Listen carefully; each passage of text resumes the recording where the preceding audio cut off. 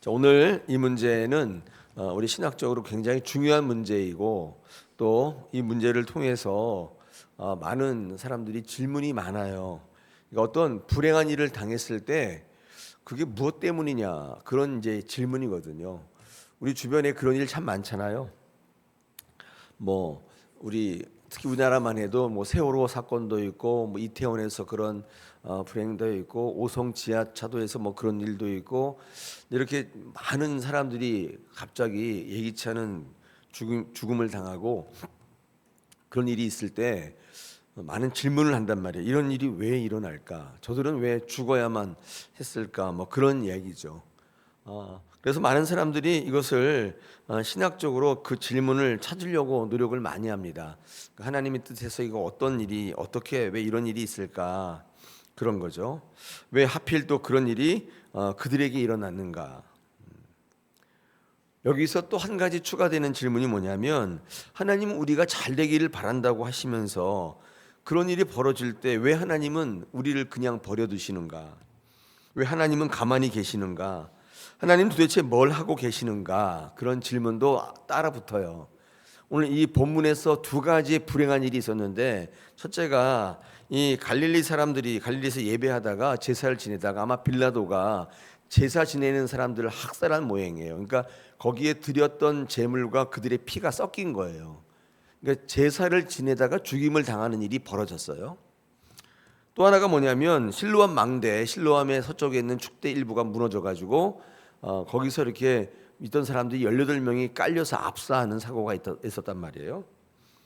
근데 이런 이야기를 이제 예수님께 하니까 예수님께서 뭐라고 말씀하시냐면 우리 2절하고 4절에 그 사람들이 너희보다 죄가 더 있는 줄 아느냐? 그래서 그런 불행한 일을 당하는 줄 아느냐? 또 우리 4절에 보니까 그 18사람이 죽었는데 그들이 다른 사람보다 죄가 더 있는 줄 아느냐? 그래서 제사 지내다가 죽고 그래서 거기 실로암 망대에 깔려가지고 죽었는 줄 아느냐 하시면서 뭐라고 얘기하셨냐면 동일하게 2절과 4절 똑같습니다. 아니 3절과 5절 똑같은데 회개하지 아니하면 다 이와 같이 망할 것이다 이렇게 말씀했습니다. 자, 이 질문에 대해서 우리가 좀 같이 이야기를 좀 나누고자 합니다. 근데 예수님께서 우리 2절과 4절에서 그들이 더 죄가 많은 줄 알아서 그렇게 됐느냐 이렇게 되묻잖아요. 근데 이건 뭐냐면 그 중간에 행간에 뭐가 생략되어 있냐면 이 일을 보고하면서 주님 그들이 얼마나 많은 죄를 지었기 때문에 그렇게 됐나요? 아마 이 질문을 한 것 같아요. 주님이 거기에 대해서 뭐라고 대답하셨냐면 그들이 죄가 많기 때문에 그런 줄 아느냐 이렇게 이야기하신 거예요. 자, 여기까지 본문을 이제 정리해 드렸는데 우리의 이제 질문이 있죠. 여러분이 오해하시면 안 되는 게 있습니다. 그러면 그들은 죄가 없느냐? 그건 아니에요. 죄가 없는데 억울하게 그런 일을 당하고 있느냐? 그건 아니라고요. 왜냐하면 거기 뭐라고 되어 있냐면 죄가 더 있는 줄 아느냐 이렇게 얘기하셨지 죄가 없다 이렇게 얘기하신 게 아니에요. 그죠? 자, 그렇다면 왜 그들이 지금 우리가 아닌 그들이 그렇게 죽어야만 했을까입니다. 여러분 이것은요 우리가 뭐라고 얘기할 수는 없는 거죠. 왜냐하면 그 어떤 잘못에 대해서 하나님께서 심판하시고 또 벌을 내리시는 것은 하나님의 계획과 하나님 뜻이 있는 것이지 지금 그들이 왜 죽었느냐 왜 나는 안 죽었느냐에 대해서 우리가 논할 건 아니에요. 중요한 건 뭐냐면 우리 주님께서 3절과 5절에도 했듯이 회개하지 않으면 너희도 똑같은 그런 일을 당하게 될 거다.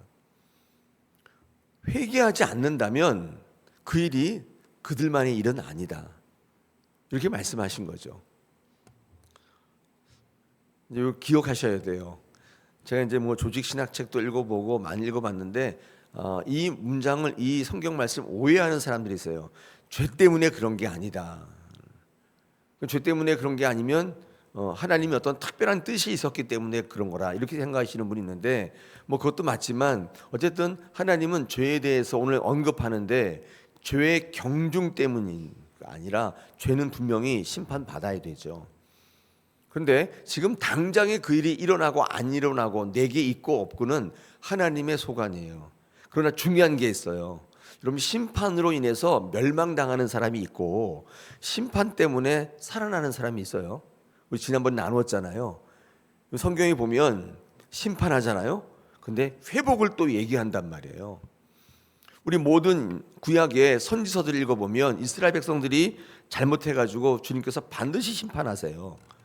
그냥 넘어가지 않으신단 말이에요. 그런데 심판 당할 때 주님 뭐라고 말씀하시냐면 회개하면 산다, 이렇게 얘기하잖아요.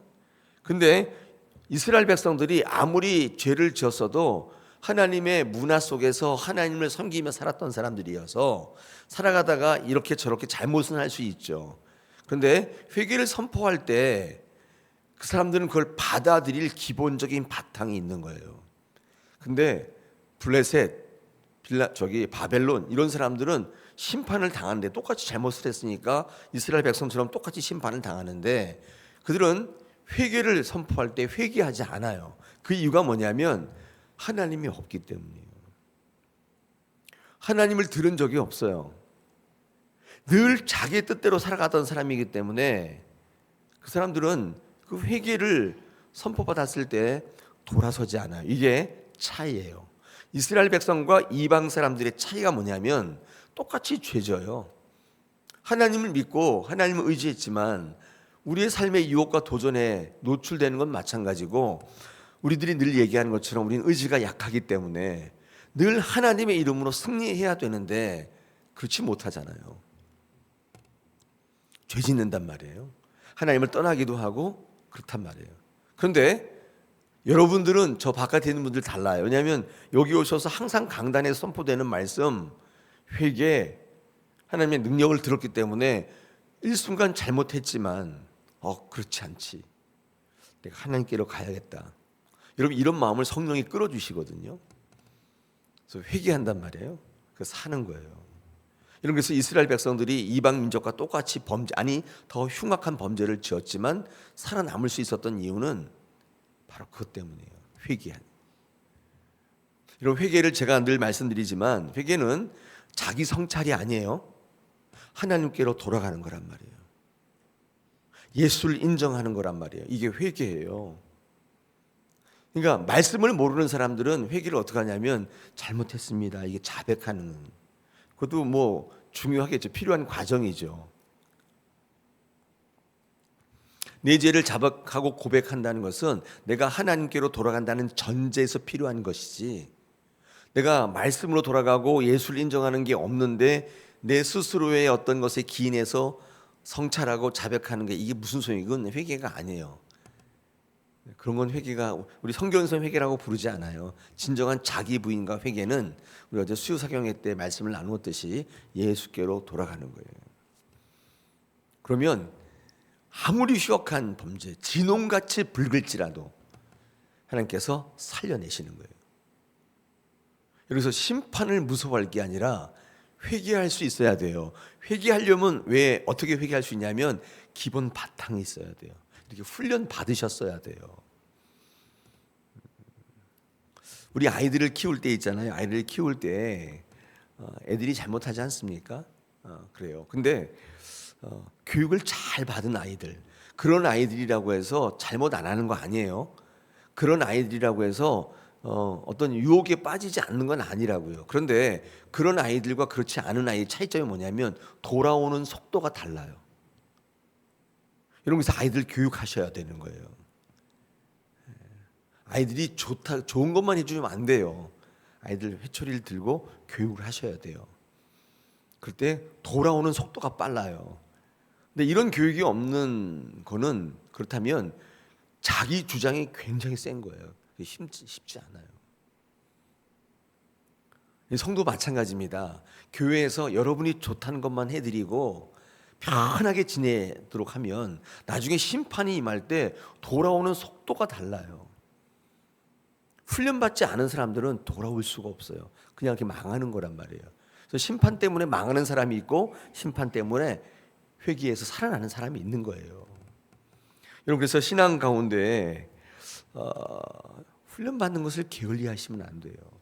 지금 당장 편한 게 좋죠. 그런데 심판이 임할 때 살아날 수 있어요.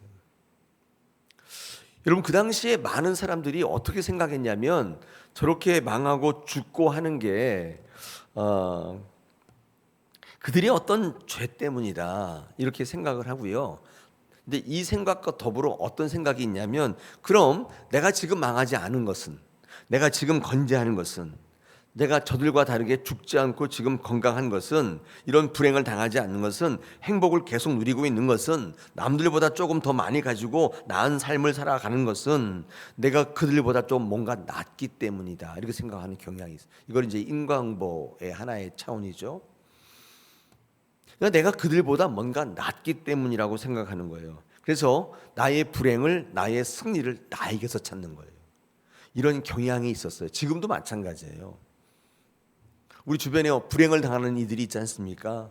그러면 가슴을 쓸어내리면서 나의 이런 것들을 자기에게서 찾는 거예요. 자기에게서 찾아요. 근데 그건 아니라고 얘기하시는 거예요. 오늘 여기서 회개해야 된다고 하지 않습니까? 그러면 뭘 회개해야 되느냐 이런 질문이 남잖아요. 이런 질문이 남아요. 도대체 뭘 회개하라고 하시는가? 저는 아무리 성경 본문 읽어봐도 뜬금없이 회개하라고 하시는데 도대체 뭘 회개하라 하시는가? 제가 오늘 아침에 성경을 뚫어지게 쳐다본 거는 이제 그 이유를 한번 찾아보려고 하는데 잘 모르겠어요. 근데 한 가지 제가 기억나는 게 이렇게 성경에서 발견하고 있는 게 있는데 그런 불행을 볼 때, 그 불행을, 남의 불행을 볼 때 이런 거죠. 자기에게서 불행의 이유, 불행을 모면한 이유를 찾는 거 있죠. 그걸 뭐라고 하냐면 그건 이제 교만이라고 하는 거예요. 교만. 모든 이유와 원인을 자기에게서 찾는 거 있잖아요. 그런 거. 내가 그들보다 죄를 덜 지었기 때문에, 내가 그들보다는 조금 열심으로 했기 때문에 여전히 나는 벌 받지 않고 있다는 그 생각이 있잖아요. 그게 교만이에요. 하나님의 은혜가 그들을, 나를 지키시고 계시고 나를 붙들고 있다는 생각을 하지 않고 내 인생을 이렇게 행복하게 만드는 주체가 나라고 생각했던 그 엄청난 교만. 그래서 남들의 불행을 보면서 내가 저들보다 좀 나았었구나 이런 생각 있잖아요. 그래서 지금 회개하지 않으면 너희도 그렇게 망한다고 할 때 도대체 뭘 회개해야 되느냐를 볼 때 오늘 이 다른 사람들의 불행을 생각해 볼 때 이렇게 한번 연관 지어서 저는 생각해 볼 수 있었어요. 오늘 다른 사람의 불행을 보면서 내가 좀 낫다고 생각했던 거 있죠. 여러분 좀 건강하시죠? 다른 사람보다 새벽 기도 열심히 해서 건강하신 줄 아세요? 뭔가 신앙적으로 열심히 해서 건강한 것처럼 보이세요? 여러분 조금 가정생활에 여유가 좀 있으세요? 뭔가 열심히 했기 때문에 그런 거라고 생각하세요? 물론 그럴 수 있는데 이제 중요한 게 뭐냐면 그 이유를 나에게서 찾는 거잖아요. 그러니까 아주 안 좋단 말이에요. 우리 욥기 읽어보시면 욥이 불행을 당해요. 이유 없이 제사도 잘 지내고 했던 사람인데 자식 10명 다 죽어요. 일순간에 수많은 재산 다 날려요.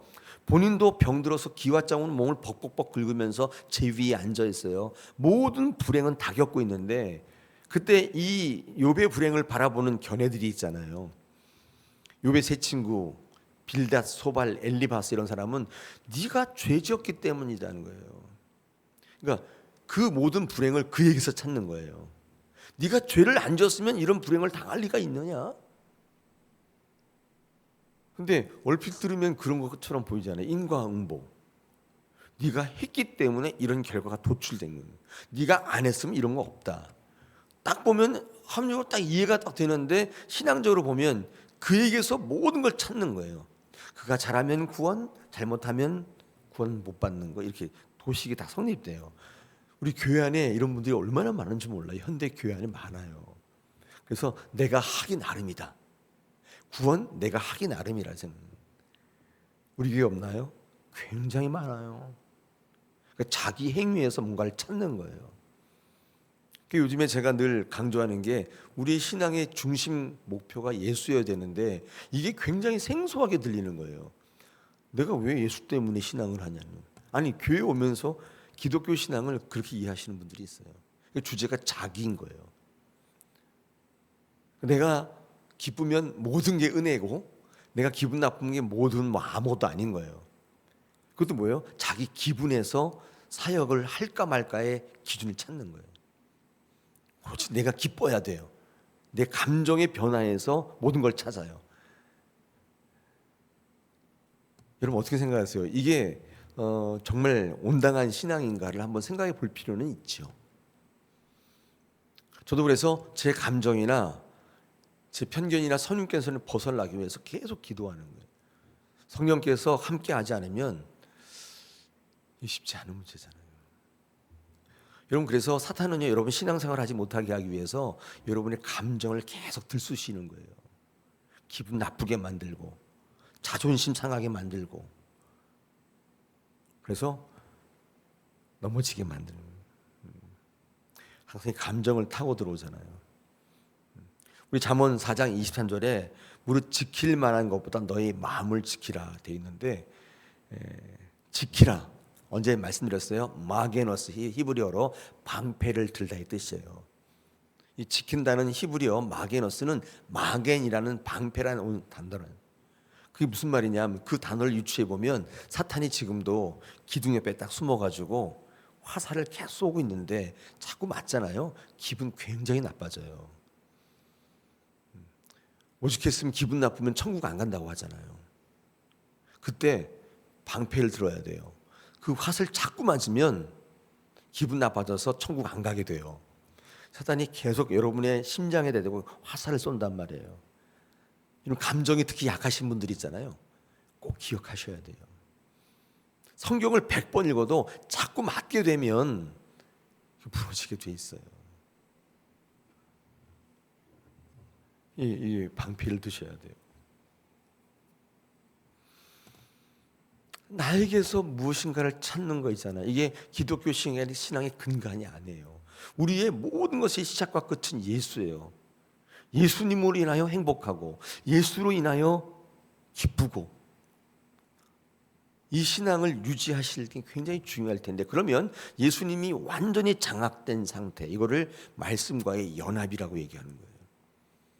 이런 사람은 사단이 쓰러뜨릴 수가 없어요. 어떨 때는 천국 갔다가 어떨 때는 지옥으로 치닫다가, 이게 막 등락이 신앙이 롤러코스터 타는 것 같아요. 어떨 때는 막 기뻐가지고 천국까지 갔다가 어떨 때는 기분 나빠서 지옥까지 떨어졌다가 이런 거 있잖아요. 그런 신앙보다도 한결같이 달려가는 신앙. 자, 오늘 이 말씀에 결론을 한번 맺어볼 텐데, 자, 우리 아까 처음에 드렸던 질문이 있죠. 왜 저들이 저 불행을 당했나? 저들은 왜 죽어야 했나? 왜 나는 이렇게 온전하지? 이런 거 있잖아요. 이런 질문. 여러분, 한 가지 확실한 것은 예배를 드리다 죽는 일은 얼마나 이게 앞뒤가 안 맞는 얘기예요. 하나님께 항변할 수 있잖아요. 아니, 예배 드리다 어떻게 죽습니까? 나쁜 일을 한 것도 아니고 예배를 드리다 어떻게 죽냐고. 이해되지 않는 일들이 있잖아요.